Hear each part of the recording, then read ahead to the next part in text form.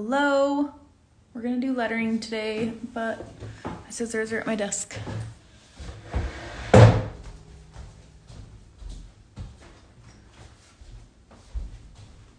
Okay. So we've got two different fonts here. We have this like print font and then more of a script font or calligraphy font, whatever you want to call it. So we're gonna do two different stitches for these two. If you did any of the text that I put in the pattern, if you did any of those, these two fonts are the same. So whatever the print font is and whatever the script font is, we're gonna do them differently, but just so you know, you can do the same stitch. Doesn't matter what letters you're using. So we are gonna do 938 for our text. I thought about doing black, but I wanted to keep this all autumn. So, all right, let me get this in my hoop stand real quick and then we'll get started. So we're just gonna do one font today and then we'll do the other one tomorrow. And then Friday we'll do the sparkle. I have to let my cat in. She sees me, and if I don't let her in, she'll sit and meow forever. Hold on.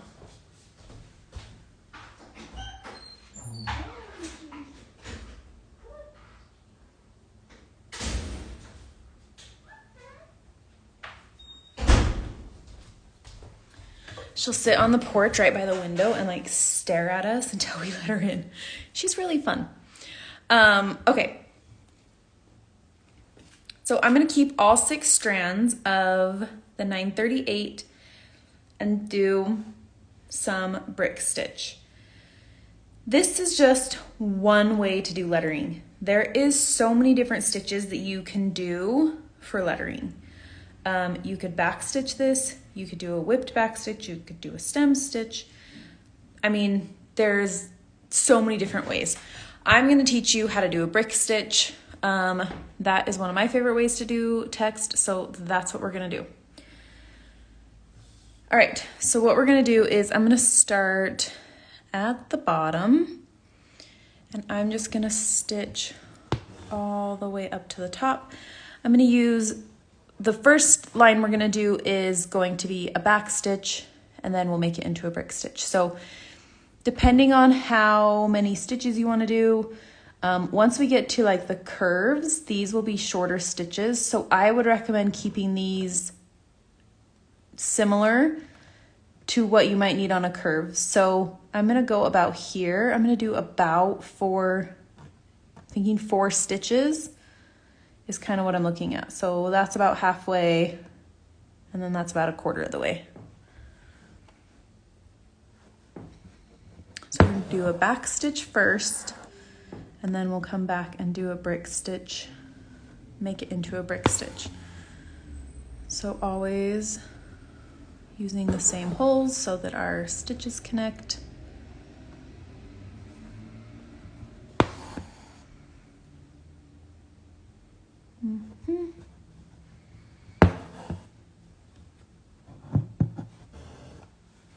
And one more. Oh my goodness.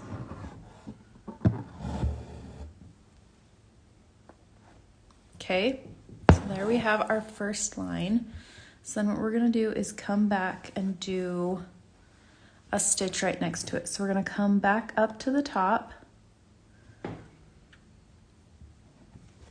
And instead of going down right here where we went down the first time, we're gonna make these stitches lay like bricks. So this one is gonna go so these stitches will go halfway between our stitches next to it. So I went down about halfway between that stitch, and then when I come up, I'm gonna come up halfway with the previous stitch.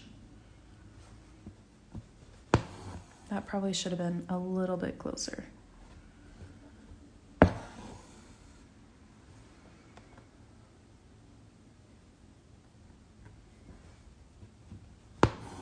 So then these will lay like bricks.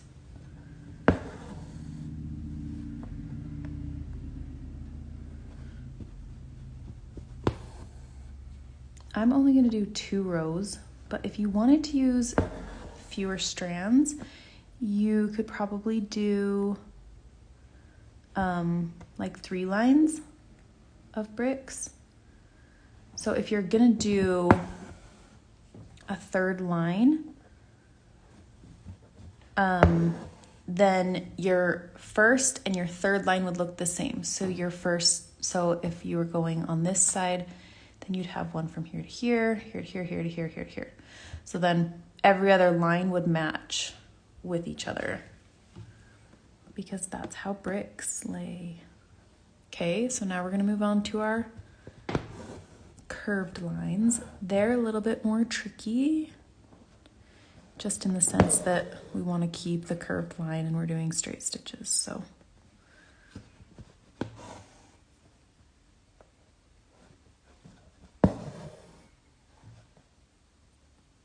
down here.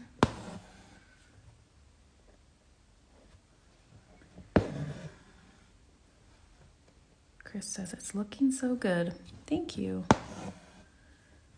I really like dark colors for lettering because I feel like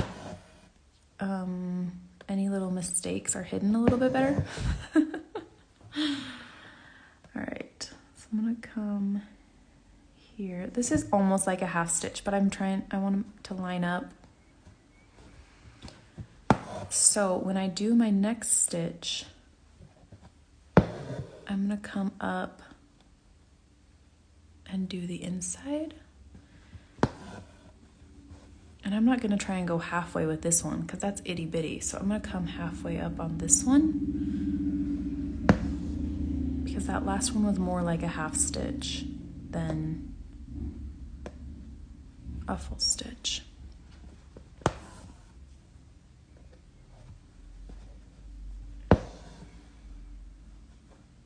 Do you want me to show you other ways that you can stitch these first letters? Because the brick stitch, I know, is not everyone's favorite, and it's pretty thick. I think I might just show you, because we haven't learned a whipped back stitch. I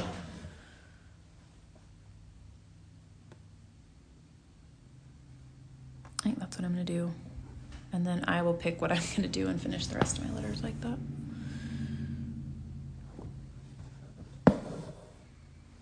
I like this because I think that it's like thick letters, but okay. So there's an H. Hang on one second.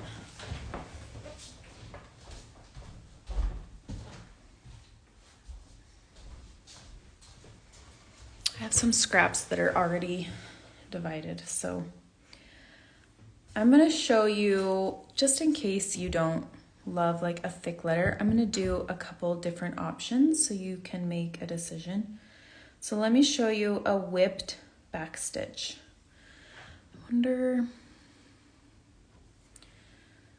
let's do 3 strands.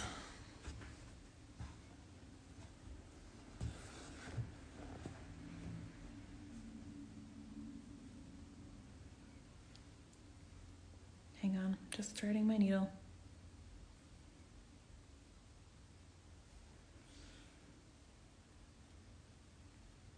Okay. All right, so a whipped back stitch, you start with a back stitch and then we whip it. So let's back stitch this A, and then I'll show you what I'm talking about. So one other thing, another way to do a back stitch, like a thread saving way, because normally we just go forward a stitch and we stitch backwards. That's why it's called a whipped or a back stitch. But another way you can do it if you wanted to come and do every other one forward. So this one came up here and went down here. So I could come up here and then go down. So if I come up here and go down here, then the next one has to be backstitched. Because you can't go up and down in the same hole. So that's a little thread saving way if you want to use it.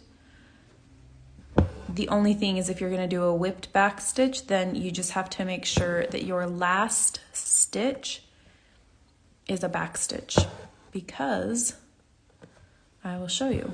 We're going to come back up at this end and we're going to loop our thread around each of these stitches. So pick a direction if you want to go right to left or left to right. If you're right-handed, it's probably easier to go right to left, but if you're left-handed, it's easier to go left to right. So what we're going to do is we're going to slide our needle under each of these stitches.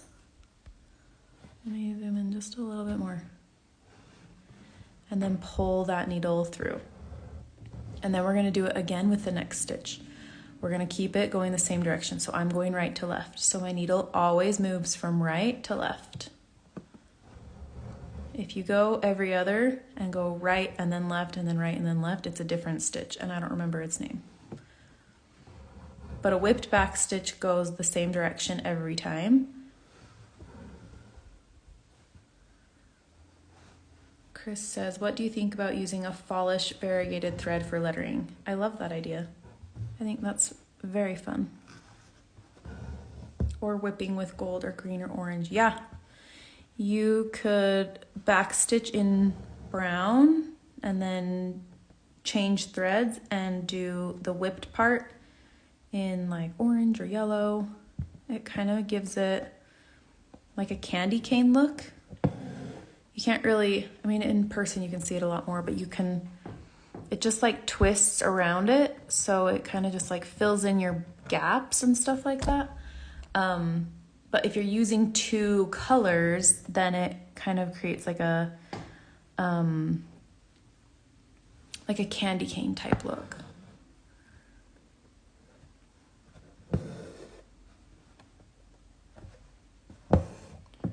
Whoops.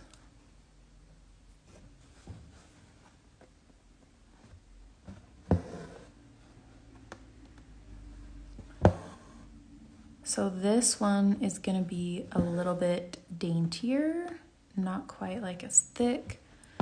Maybe I'll do the P. I'll do a brick stitch, but I'll just use these 3 strands that I'm doing the A with, just so you can kind of see. I'm already going to have to rip stuff out, so it may as well be for learning purposes. Okay, so this last one, we're doing a back stitch, and then we'll come back up at the end. Oh man, I am having so many problems with this knotting today. Okay. And then when you're doing like a circle, you still have to go the same right to left or left to right the whole time. So it is a little bit harder with a circle because now you've got to go like all the way around. I find a whipped back stitch is so difficult to do when it's in a hoop stand. I like to hold my hoops in my hand.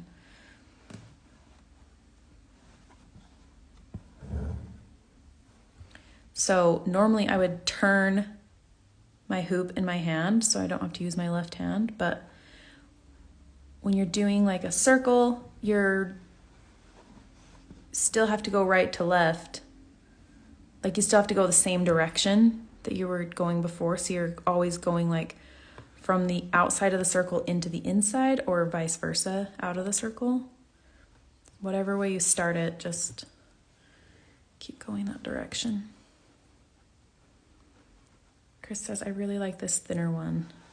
Yeah, after I stitched that brick stitch, I thought that's a little thick, isn't it? But I was already going, so I kept going. Okay, so there's the A. So let me show you a brick stitch with 3 strands. So then if you like the brick stitch, but you don't like how thick it is, maybe try fewer strands. So let's do that. So we're still gonna back stitch this.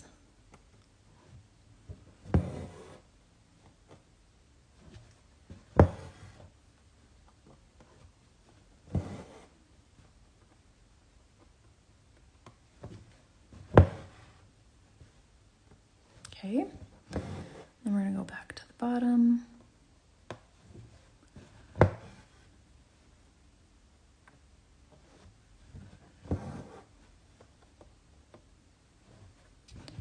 Yeah, that's already like so much thinner.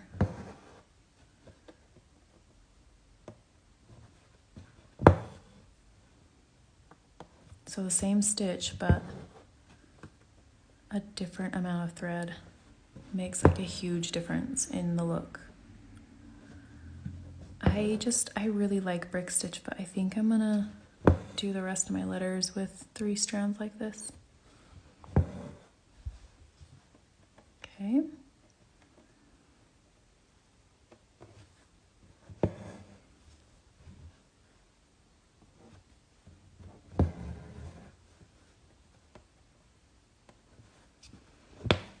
What do we think? Do you guys have a favorite?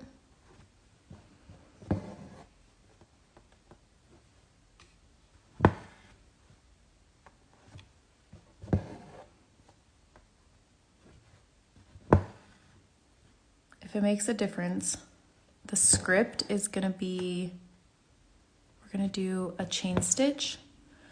So it will be about this thickness. So depending on if you want your other font to be similar or different, that might make a difference. Lara likes the whipped.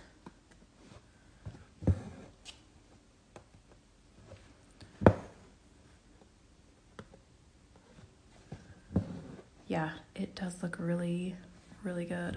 Especially if you wanted to do your lettering like with 2 colors, it would be really fun.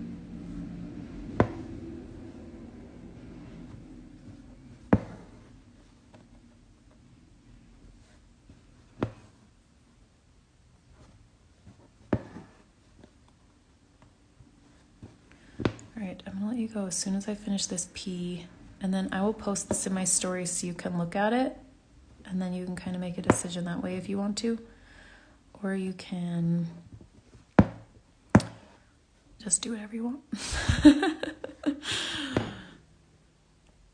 You could also just do a regular back stitch if you don't like the whipped back stitch. If you like it best, like if you just do the back stitch and then you're like, yeah, that looks good, you could totally do that too. You don't have to whip it.